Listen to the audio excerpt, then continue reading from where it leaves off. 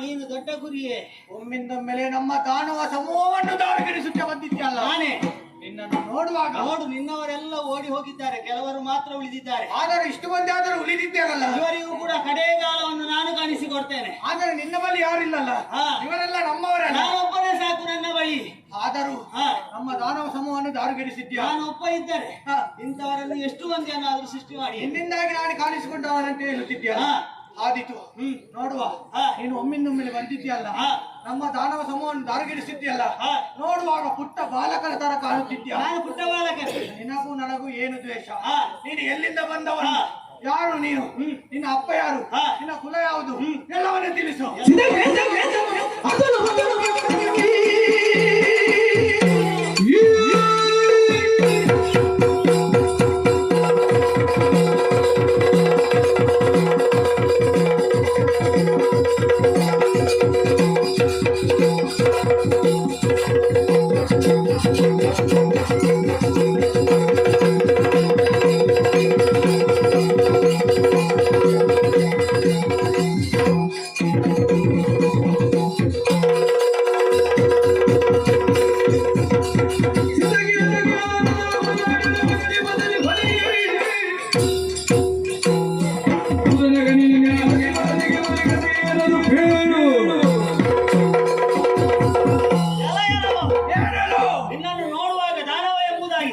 ಸ್ಪಷ್ಟವಾಗಿ ತಿಳಿಯಲು ಸಾಧ್ಯ ಉಂಟು.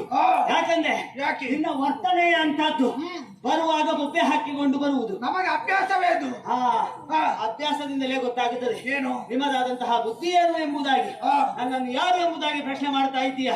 ಇಲ್ಲಿಗೆ ದಾಳಿಯನ್ನು ಮಾಡಿದ್ದೀಯಲ್ಲ, ಇಲ್ಲಿಯ ಸಚಿವ ಇದ್ದಾನೆ, ಅವನ ಮಗನಾದಂತಹ ಸಿದ್ಧಕೇತ ನಾನು. ಆದರೆ ನೀನು ಯಾರು ಎಂಬುದಾಗಿ ನನಗೆ ಪರಿಚಯ. ಹೌದು,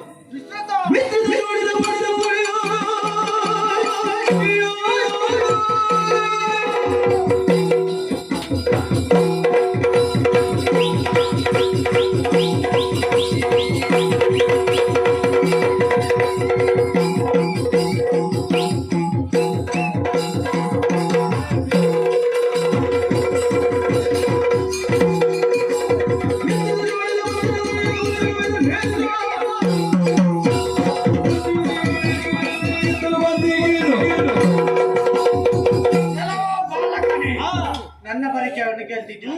ನಾನೇನು ಸಾಮಾನ್ಯದವನಲ್ಲ. ಯಾರು ನೀನು? ಈ ಹಿಂದೆ 3 ಲೋಕವನ್ನೇ ನಡುಗಿಸಿದ ವೀರ ದುರ್ಜಯಾಸುರನ ಮಗ ಲೋಹಿತನೇತ್ರ ಎಂದರೆ ಲೋಕವನ್ನು ನಡುಗಿಸಿದವ ಅವ ನೀನಲ್ಲ. ಆದರೆ ಎಷ್ಟಾದ್ರೂ ನಾನು ಜನಕಲ್ವ. ಸಿಂಹದ ಹೊಟ್ಟೆಯಲ್ಲಿ ಸಿಂಹವೇ ಹುಟ್ಟುದು ಹೊರತು ಕುರಿ ಹುಟ್ಟುವುದಕ್ಕೆ ಸಾಧ್ಯವಿಲ್ಲ. ಅಪ್ಪನ ಹೆಸರು ಹೇಳಿ ಬದುಕಬಾರದು. ಯಾಕೆ? ಏನಿದ್ರು ಸ್ವಸಾಮರ್ಥ್ಯದಿಂದ ಗೆದ್ದು ಬೀಗಬೇಕಂತ ನಾನು ತೋರಿಸುವುದಕ್ಕೆ ಬಂದದ್ದು ಸ್ವಸಾಮರ್ಥ್ಯ. ಯಾಕೆ ಗೊತ್ತೇ? ನೀನು ನುಗ್ಗು ಒಂದು ಕುರಿ ಸಿಂಹದ ಗುಹೆಗೆ ನುಗ್ಗುವಾಗ ಯೋಚನೆ ಮಾಡ್ಬೇಕು. ನಾನು ಹೋಗುವುದು ಸಿಂಹದ ಗುಹೆಗೆ, ಅಲ್ಲಿ ಕೆರಳಿದ ಕೇಸರಿವಿರುತ್ತದೆ, ಬಡ ಕುರಿ ಇರುವುದಕ್ಕೆ ಸಾಧ್ಯವಿಲ್ಲ. ಹಾಗಾಗಿ ತಲೆಗಟ್ಟಿಂಟದ್ದ ಬಂಡೆಗಳಿಗೆ ಬಡಿದೇನೆ. ಈ ಕುರಿ ಇದೆಯಲ್ಲ ಕೇಸರಿಯನ್ನು ಬಡಿದುಕೊಂಡಿತ್ತು, ಅಷ್ಟು ಸಾಮರ್ಥ್ಯವನ್ನು ನಾನು ಹೊಂದಿದವನಿದ್ದೇನೆ. ಯಾರು ಕುರಿ ಯಾರು ಸಿಂಹ ನೋಡೋಣ ಬಾ. ಮುಚ್ಚುಬಾಯಿ.